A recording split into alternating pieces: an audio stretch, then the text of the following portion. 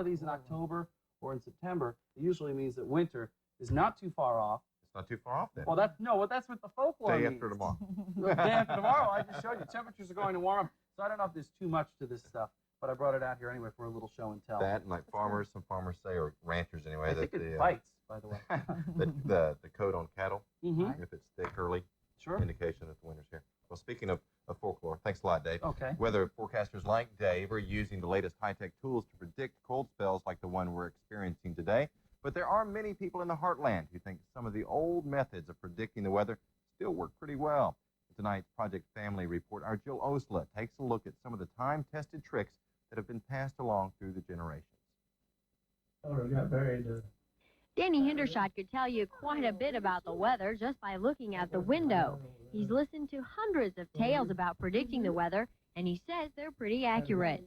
Anytime you see a herd of cattle laid on top of a hill, and the sun is shining, pretty warm, in a bunch, it will storm before the sun comes up the next morning.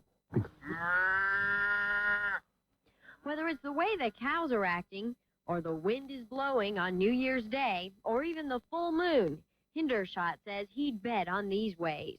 If I get anybody to bet me, I can make a pretty good living at it. Oh, you could. There's another myth in Missouri that says the fruit of a persimmon is a very good predictor of what kind of weather we're in for. Now, the story goes like this. It says that inside the persimmon, you'll either see a seed in the shape of a spoon, a fork, or a knife. If it's in the shape of a spoon, that means we're in for a wet, sloppy winter with lots of snow. If it's in the shape of a knife, that means a cold, biting winter is ahead with lots of ice. And if it's in the shape of a fork, that means we're in for a mild winter. So let's just see what this persimmon has to say about our winter weather. And it looks like this persimmon tells us, this side looks pretty much like a knife, and this side looks pretty much like a fork. But if you can't figure out what the persimmon is trying to say, then there's the Old Farmer's Almanac. It says we'll have a snowy but mild winter here in the heartland, and its methods are based on a secret formula and solar patterns. Are they pretty accurate?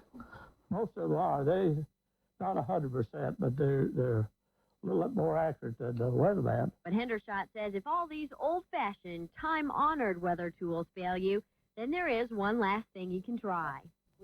With News for the Heartland in Macon, I'm Jill Osala. All right, just in case, that was a good one, wasn't it? Just in case you're wondering, Mr. Hendershot told Jill that most weathercasters, including our Dave Roberts, are very good at predicting temperatures, and Dave is very good. He's a very good weather forecaster. I don't think he relies on very many of those. And Jill ate that persimmon later, by the way. Good girl. That's about the look she had on her face when she ate it. Very brave of her. Well, coming up on News 3, plans proceed on track for closing a Heartland Railway. But first, here is today's farm market report.